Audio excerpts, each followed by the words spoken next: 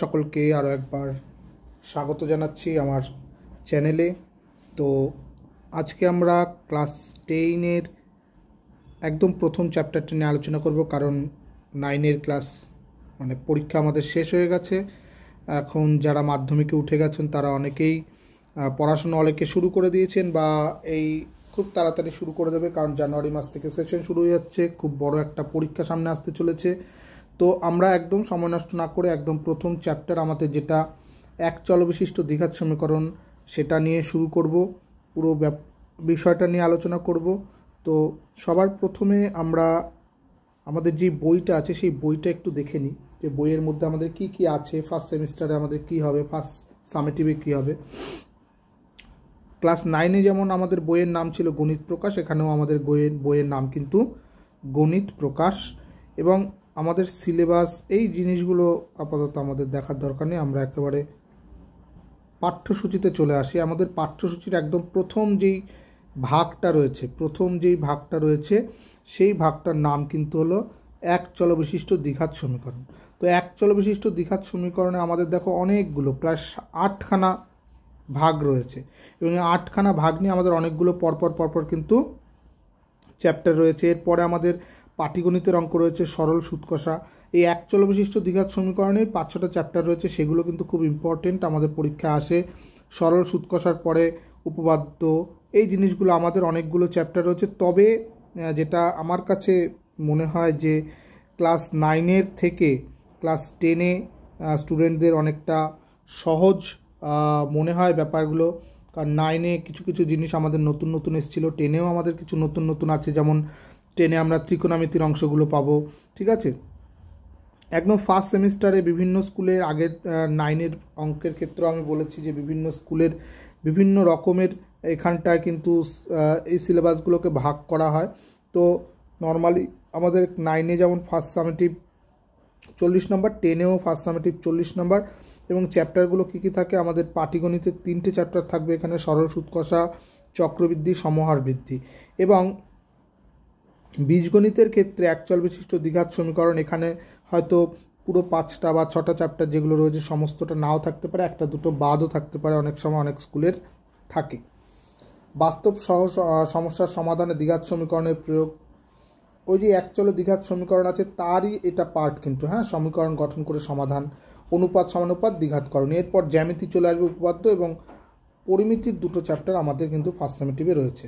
তো ফার্স্ট সামেটিভের অংশ আমাদের যা আছে তাতেই তো আমরা চলে আসি আমাদের পাঠ্য বইয়ের একদম ফার্স্ট আমাদের চ্যাপ্টার হলো এক চল বিশিষ্ট দ্বিঘাত সমীকরণ। এবং এই এক চল বিশিষ্ট দ্বিঘাত সমীকরণের কিন্তু আমি প্রথম থেকেই বলে আসছি যে অনেক বড় আমাদের চ্যাপ্টার। তো চ্যাপ্টারগুলো বড় হলেও এখান থেকে নাম্বারও আমাদের অনেক থাকবে পরীক্ষায়, এটা খুব ইম্পর্ট্যান্ট একটা চ্যাপ্টার। তো সবার প্রথমে আমরা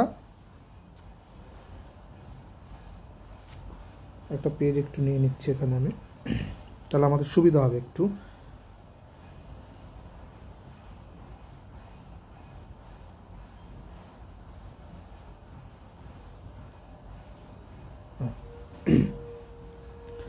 তো আমাদের ফার্স্ট একদম এক চল বিশিষ্ট দ্বিঘাত সমীকরণের প্রথম যে অংশটা আমরা কিভাবে দেখব, কি করে বুঝবো যে কোনটা এক চল বিশিষ্ট দ্বিঘাত সমীকরণ, সেই জায়গাগুলো দিয়ে আমাদের আসতে হবে, ঠিক আছে। তো সবার প্রথমে এক চল বিশিষ্ট দ্বিঘাত সমীকরণ এর মধ্যে যে শব্দগুলো রয়েছে তার মধ্যে থেকে কিন্তু আমরা বুঝতে পারবো যে এক চল বিশিষ্ট দ্বিঘাত সমীকরণ কেন।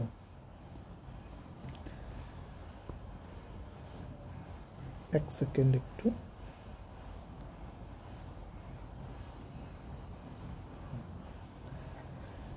আমাদের অঙ্ক রয়েছে কি এক চল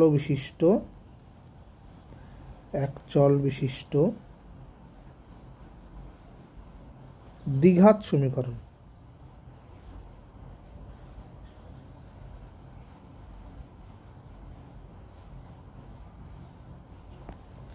তাহলে সবার প্রথম শব্দ হলো এক চল বিশিষ্ট।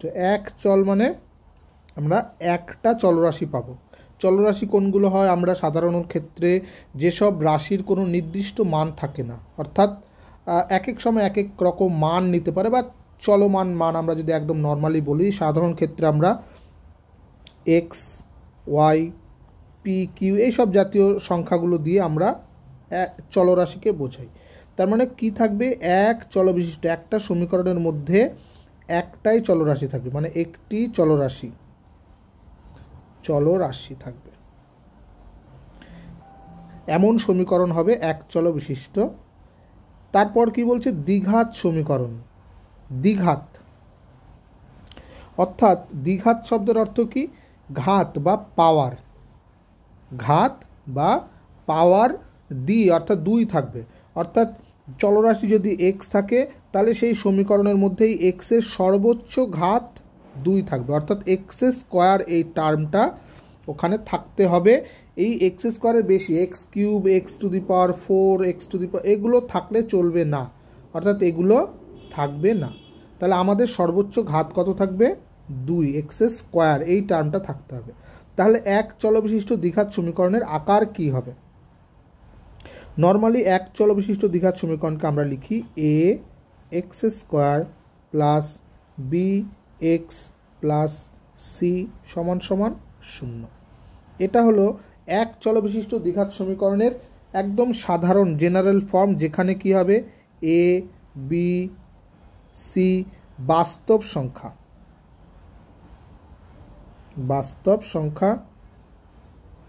এবার বাস্তব সংখ্যার মধ্যে কি কি পড়ে আমরা যা যা কল্পনা করতে পারি, 1, 2, 5, 0, √1, √2, √3, এগুলো সমস্ত কিছু। কিন্তু এক্ষেত্রেই এ এর ভ্যালুটা নট ইকুয়াল টু 0 হতে হবে, এ নট ইকুয়াল টু 0 হতে হবে, ঠিক আছে? তার মানে এর মানকে 0 ছাড়া আর যে কোনো সংখ্যা হতে পারে। তার মানে দ্বিঘাত সমীকরণের জেনারেল ফর্ম বা সাধারণ আকার হলো A x square plus B x plus C সমান সমান 0, যেখানে এ বি সি এরা বাস্তব সংখ্যা হবে এবং এ নট ইকুয়াল টু 0 হতে হবে, অর্থাৎ এই এর ভ্যালুটা 0 ছাড়া অন্য যে কিছু হতে পারে। তাহলে বোঝা গেল এক চলবিশিষ্ট দ্বিঘাত সমীকরণ কাকে বলবো। এখানে দেখো বইতেও আমাদের লেখা আছে। তাহলে কি বলছে, যে সমীকরণ A x square plus B x plus C আকারে লেখা যায়, যেখানে এ বি সি বাস্তব সংখ্যা এবং এ নট ইকুয়াল টু 0, তাকে এক চলবিশিষ্ট দ্বিঘাত সমীকরণ বলে। তার মানে এক চলবিশিষ্ট দ্বিঘাত সমীকরণের বৈশিষ্ট্য কি থাকবে, এক চলবিশিষ্ট দ্বিঘাত সমীকরণের বৈশিষ্ট্য থাকবে 1 নম্বর, একটি মাত্র চলরাশি থাকবে, একটি মাত্র চলরাশি থাকবে। 2 নম্বর কি হবে, চলরাশির সর্বোচ্চ ঘাত হবে, চল বা চলের সর্বোচ্চ ঘাত।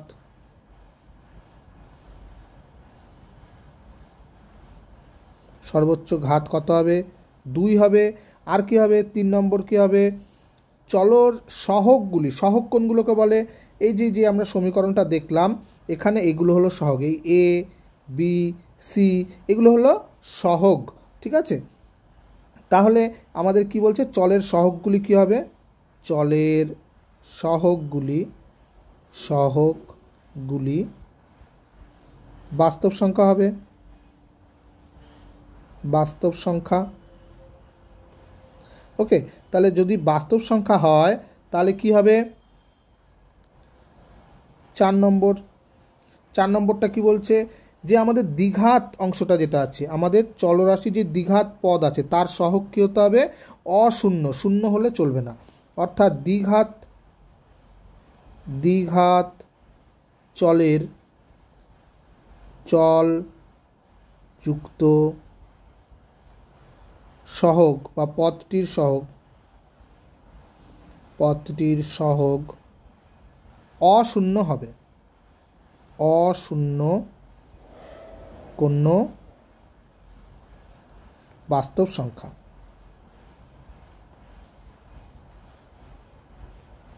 তাহলে এই যে 4টে ধর্ম, এই 4টে ধর্ম যদি মেনে চলে কোনো সমীকরণ, তাহলে আমরা বলবো সেটা হলো একটা দ্বিঘাত সমীকরণ। ওকে, তাহলে দ্বিঘাত সমীকরণ কাকে বলে বোঝা গেল। এবার আমরা কিছু দ্বিঘাত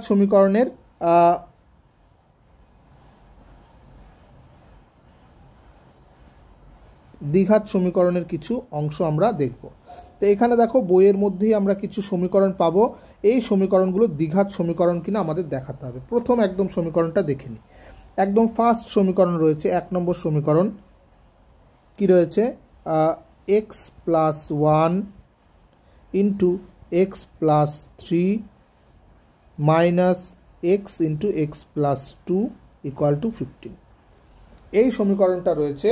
এই সমীকরণটা আমাদের এক চল বিশিষ্ট দ্বিঘাত সমীকরণ কিনা দেখাতে হবে। তো এক চল বিশিষ্ট দ্বিঘাত সমীকরণের আকার কি? আমাদের দ্বিঘাত সমীকরণের আকার হলো A x square plus B x plus C সমান সমান 0। যদি এই আকারে আসে, যদি এই আকারে চলে আসে, তাহলে আমরা বলতে পারবো যে এটা এক চল বিশিষ্ট দ্বিঘাত সমীকরণ। কিন্তু এখানে কি আছে, বিভিন্ন সংখ্যা গুণ টুন এসব আকারে রয়েছে। আমাদের আগে এই যেই সমীকরণটা রয়েছে সেই সমীকরণটাকে সিম্পল ফর্মে আনতে হবে। কীরকম, আগে আমরা গুণ করে দিই। গুণ করে দিলে কী হবে, এক্স দিয়ে গুণ করলে এক্স স্কোয়ার প্লাস এখানে হচ্ছে 3x, 1 দিয়ে গুণ করলে এক্স প্লাস 3, এই মাইনাস এক্স দিয়ে গুণ করলে মাইনাস এক্স স্কোয়ার মাইনাস 2 সমান সমান 15। আরও সিম্পলিফাই করলে তাহলে এক্স স্কোয়ার দেখো কেটে গেল, দুপাশ থেকে x square plus x square minus x square কেটে গেল। এক্স কি থাকছে এখানে 3x আর এক্স মানে 4x, এখানে প্লাস 3 এখানে মাইনাস 2 মানে প্লাস 1, আর এদিকে আছে প্লাস 15, তাহলে এই পাশে আনলে মাইনাস 15 ইকুয়াল টু 0। তাহলে হচ্ছে কত, 4x মাইনাস 14 ইকুয়াল টু 0। কিন্তু এটা কি আমাদের যে দ্বিঘাত সমীকরণের আকার রয়েছে এই আকারের সঙ্গে মিলে গেল? এই আকারের সঙ্গে কিন্তু মিলল না।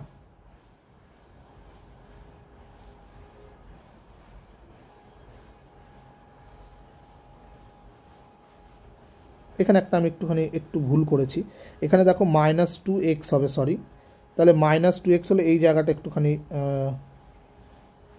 মাইনাস 2x হচ্ছে, তাহলে এখানটায় কী হবে, এক্স স্কোয়ার কেটে গেল, তাহলে 3x প্লাস এক্স মিলে 4x, আর এখানটায় 3, এটা যদি এ পাশে নিয়ে আসি তাহলে কত হবে, এখানে মাইনাস 2x আছে আর এগুলো ও পাশে নিয়ে গেলে 12, তাহলে এখানে হচ্ছে 2x ইকুয়াল টু 12, বা এই পাশে নিয়ে আসলে x মাইনাস 6 ইকুয়াল টু 0।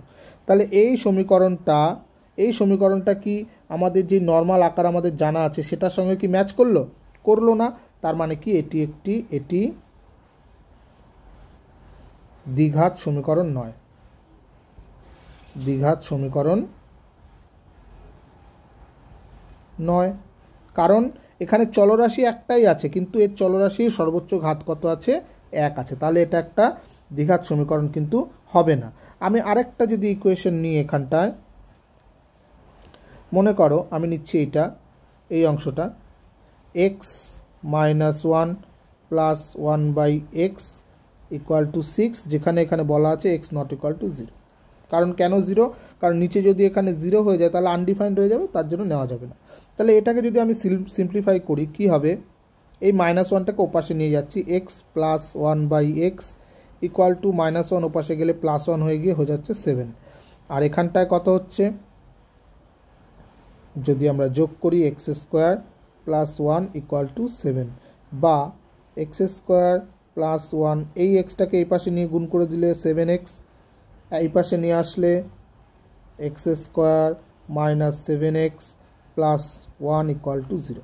এটা দেখো আমাদের যেই জেনারেল ফর্ম ছিল A x square plus B x plus C equal to 0, তার সঙ্গে কিন্তু ম্যাচ করে যাচ্ছে, তাই না? তাহলে এর সঙ্গে যেহেতু ম্যাচ করে যাচ্ছে তাহলে এটাকে আমরা বলতে পারবো এটি একটি এক চল বিশিষ্ট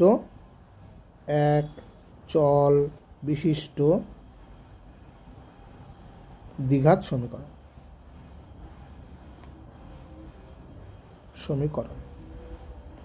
ওকে, তাহলে যদি নর্মাল কোনো ইকুয়েশন দেওয়া থাকে সেটাকে কি করে আমরা দ্বিঘাত সমীকরণ কি দ্বিঘাত সমীকরণ নয় কি করে বুঝবো?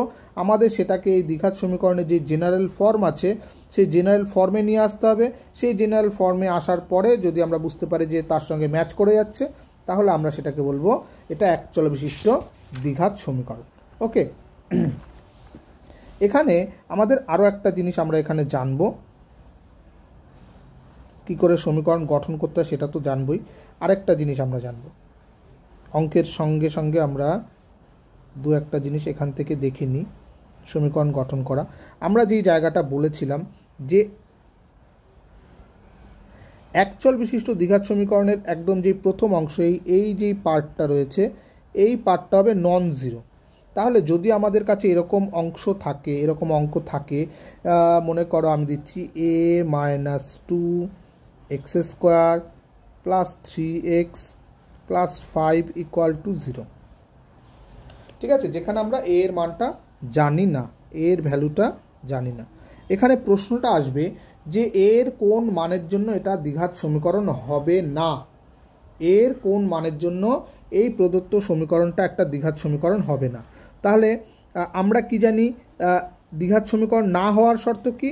না হওয়ার শর্ত হলো, বা হওয়ার শর্ত যদি ধরি, তাহলে এই x² টার্ম যেই সহগটা রয়েছে, কোএফিসিয়েন্ট রয়েছে, সেটা ≠0 হতে হবে। তার মানে যদি এটা আমাদের স্যাটিসফাই না করে তাহলে দ্বিঘাত সমীকরণ হবে না। অর্থাৎ দ্বিঘাত সমীকরণ যদি না হতে হয়, দ্বিঘাত সমীকরণ না হলে কি হবে? এই পার্টটা সমান সমান হয়ে যাবে 0, a - 2 = 0 বা a = 2। তার মানে a = যদি 2 হয় তাহলে কিন্তু এটা দ্বিঘাত সমীকরণ হবে না। বা এর উল্টো প্রশ্ন যদি আসে যে এর মান কত হলে এটা একটি দ্বিঘাত সমীকরণ হবে, তার মানে দ্বিঘাত সমীকরণ হতে গেলে এটাকে ≠0 হতে হবে। যদি দ্বিঘাত সমীকরণ হতে হয় তাহলে লিখব a - 2 ≠ 0, তার মানে a ≠ 2। তাহলে 2 বাদে আর যে কোনো বাস্তব সংখ্যা হলেই এটা কিন্তু দ্বিঘাত সমীকরণ হবে। তাহলে এই একটা অঙ্ক দিয়ে কিন্তু আমি দুটো পার্ট বোঝানোর চেষ্টা করলাম। এখানে দু রকমের প্রশ্ন আসে, যে কোন মানে দ্বিঘাত সমীকরণ হবে সেটা একটা, আর কোন মানে দ্বিঘাত সমীকরণ হবে না সেটা আরেকটা। ওকে, তাহলে নেক্সট পার্ট আমরা আসব সমীকরণ গঠন করা। সমীকরণ গঠন করতে হয় কীভাবে সেই জায়গাটা নিয়ে একটুখানি দেখব। এখানে কিছু কিছু অঙ্ক আছে সমীকরণ গঠন করার। আমরা যদি অনুশীলনী দেখি, অনুশীলনীটা একটুখানি চোখ বুলিয়ে নিই, যেখানে কি একদম প্রথম অংশটা নিচের বহুপদী সংখ্যামালা কোনটি বা কোনগুলি দ্বিঘাত সমীকরণ বহুপদী সংখ্যামালা। এখানটায় বহুপদী সংখ্যামালা বলেছে। বহুপদী সংখ্যামালা অলরেডি আমরা ক্লাস 9-এ পড়েছি, যেখানে আমাদের দ্বিঘাত বহুপদী সংখ্যামালা মানে যেটার মধ্যে আমাদের দ্বিঘাত অংশ থাকবে সেটাই দ্বিঘাত। তার এখানে দেখো 1 নম্বর যে অংশটা আছে সেটা দ্বিঘাত হবে, বোঝাই যাচ্ছে। 2 নম্বরেরটায় এক চল বিশিষ্ট যদি হয় তাহলে x এর পাওয়ার কত আছে, এখানে ম্যাক্সিমাম 5 রয়ে গেছে, তাহলে দ্বিঘাত সমীকরণ হবে না। 3 নম্বরটা আমাদের গুণ করে দেখব যে দ্বিঘাত হচ্ছে কিনা, এটাও হবে। 4 নম্বরেরটা কোনগুলি দ্বিঘাত বহুপদী সংখ্যামালা নয়, 4 নম্বরটা দেখো দ্বিঘাত হবেই না, তাই না। এরপরের হলো 2 অঙ্কটা এই বাস্তব নটাকে কোনটা আকারে লেখা আছে, যেটা আমরা একটু আগে দেখলাম সেটা, ঠিক আছে। তারপরে 4-এর 1 দাগের অঙ্কটা আমরা একটু আগে যে অঙ্কটা করলাম সেটাই এখানে দেওয়া রয়েছে, এগুলো পারা যাবে। এরপর আছে নিচের বিবৃতিগুলো থেকে এক চল বিশিষ্ট দ্বিঘাত সমীকরণ গঠন করো। এই পার্টটা একটুখানি আজকে বোঝাই। তাহলে 5 দাগের 1-এর অঙ্কটা আমরা দেখছি একটু। বলছি 42কে এমন দুটি অংশে বিভক্ত করি যাতে এক অংশ অপর অংশের বর্গের সমান হয়। তাহলে একটি অংশ ধরে নিই, একটি অংশ সমান সমান x, এখানে ধরি লিখে রাখলাম, ধরি। তাহলে অপর অংশটি কত হবে? অপর অংশটি একটা যদি x হয় তাহলে অপরটি কত হবে? 42 - x, তাই তো। বলছে এমনভাবে ভাগ করতে হবে যে এক অংশ অপর অংশের বর্গের সমান। তার মানে প্রশ্নানুসারে আমরা কি বলতে পারি? এই একটা অংশ এইটার বর্গের সমান, এক অংশ অপর অংশের বর্গের সমান। তাহলে এক অংশ x তার অন্য অংশ যেটা 42 - x তার বর্গের সমান, এটা করতে পারি। অথবা এই অংশটা আমরা সহজ কোনটা হবে, এই অংশটাকে যদি এর বর্গের সমান করি তাহলে x² সমান সমান এটা লিখে দিলাম, তাহলে আমাদের একদম সহজ হয়ে যাবে। তার মানে এই অংশটা একটা অংশ অপর অংশের বর্গের সমান। তাহলে এটাকে আমরা কি করব? x² সব এই পাশে নিয়ে আসি, +x - 42 = 0। দেখো এটা একটা দ্বিঘাত সমীকরণ কিন্তু আমাদের জন্য হয়ে গেল। তাহলে এভাবে আমাদের অঙ্কগুলো করতে পারি।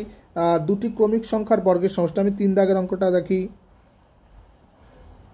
3 দাগের অঙ্কটা বলেছে দুটি ক্রমিক সংখ্যার বর্গের সমষ্টি 313। দুটি ক্রমিক সংখ্যা কোনটা? একটা এক্স যদি হয়, ক্রমিক সংখ্যা কাকে বলে? পরপর সংখ্যা যেগুলো, তাহলে একটা এক্স হলে আরেকটা কত হবে? X plus 1। তাহলে এদের বর্গের সমষ্টি বলেছে 131। তাহলে প্রশ্ন অনুসারে এক্স প্লাস বর্গের সমষ্টি x square plus x one তার স্কোয়ার ইকুয়াল টু 313। তাহলে এটাকে একটু সিম্পলিফাই করি, এক্স স্কোয়ার প্লাস এটাকে এ প্লাস বি হোল স্কোয়ারের ফর্মুলা পেলে A square plus 2ab plus B square equal to 313। সব এক পাশে নিয়ে আসলে 2x square plus 2x minus 1 plus 1, এটা এই পাশে আসলে মাইনাস 312। 2 কমন নিয়ে নিতে পারি, 2 কমন নিয়ে কেটে দিলে x square plus x minus এটা কত হবে? 156 সমান সমান 0। তাহলে এই হয়ে গেল আমাদের দ্বিঘাত সমীকরণ। ওকে, তাহলে এটা হয়ে গেল আমাদের অ্যান্সার। তো এইভাবে পরের অঙ্কগুলো করতে পারো। আমরা অ্যাকচুয়ালি আমি যখন স্কুলে বা অন্য জায়গায় অঙ্কগুলো করাই, তখন আমি এই চ্যাপ্টারের এই যে অংশগুলো আর কি, সমীকরণ গঠন করা শুধু অংশটা রয়েছে, এই অংশটা এইখানে করাই না, আমরা সমাধানগুলো শেখার পরে আমরা এখানটা এসে অঙ্কগুলো করি। তো নেক্সট পার্টে আমরা দ্বিঘাত মানে এক চল বিশিষ্ট দ্বিঘাত সমীকরণের সমাধান অংশগুলো শিখবো। এই যে এই পরের পার্টটা, এই সমাধান অংশগুলো করার পরে আমরা সমীকরণগুলো গঠন করাও শিখে নেব, সব গঠন করে একবারে সমাধান করা শিখে নেব। তো নেক্সট পার্টটা দেখা হচ্ছে আবার সবার সঙ্গে। তো আজকে এই পর্যন্ত থাকছে, থ্যাংক ইউ।